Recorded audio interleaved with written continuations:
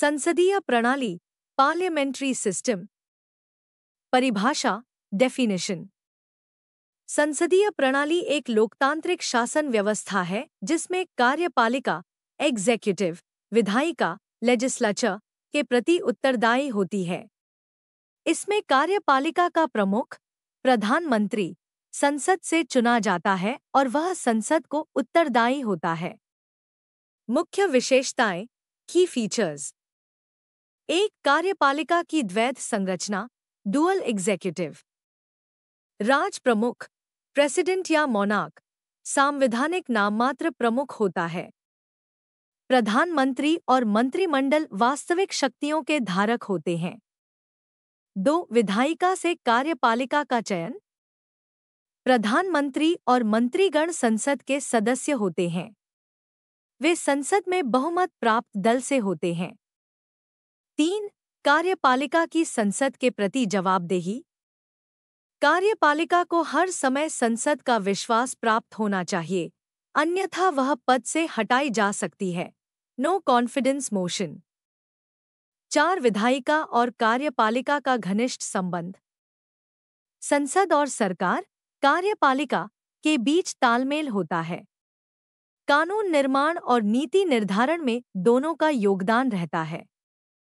5, प्रधानमंत्री की प्रमुख भूमिका। प्रधानमंत्री सरकार का वास्तविक प्रमुख होता है। वह मंत्रिपरिषद का नेतृत्व करता है। 6, कलेक्टिव रिस्पॉन्सिबिलिटी, सामूहिक उत्तरदायित्व। मंत्रिपरिषद पूरे समूह के रूप में संसद के प्रति उत्तरदायी होती है। भारत में संसदीय प्रणाली। भारत ने ब्रिटेन की तर्ज पर संसदीय प्रणाली को अपनाया है।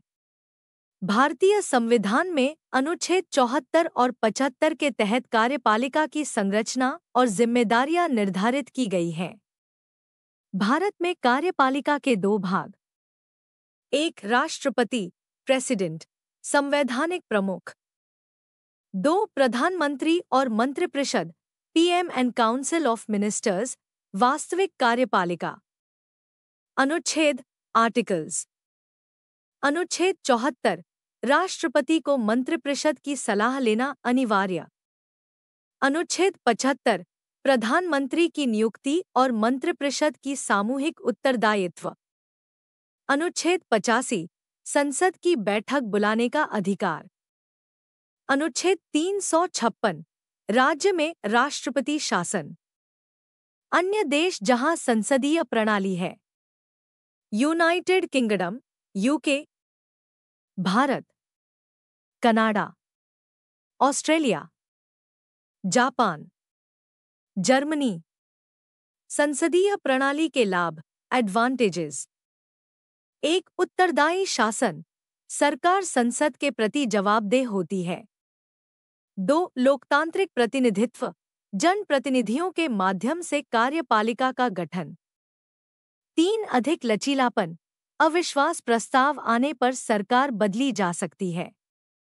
4, शक्ति का विकेंद्रीकरण, निर्णय सामूहिक रूप से लिए जाते हैं। संसदीय प्रणाली की सीमाएं, डिसएडवांटेजेस।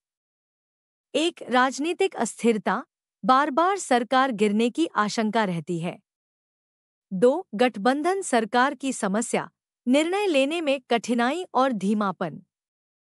3, नौकरशाही पर अत्यधिक निर्भरता, अनुभवहीन मंत्रीगण प्रशासनिक मामलों में नौकरशाही पर निर्भर होते हैं। 4, विधायी कार्यों में बाधा, बार बार होने वाले अविश्वास प्रस्ताव और वॉकआउट से कानून निर्माण प्रभावित होता है। निष्कर्ष, कंक्लूजन। संसदीय प्रणाली एक उत्तरदायी और जनोन्मुख शासन प्रणाली है जो विधायिका और कार्यपालिका के बीच सामंजस्य स्थापित करती है।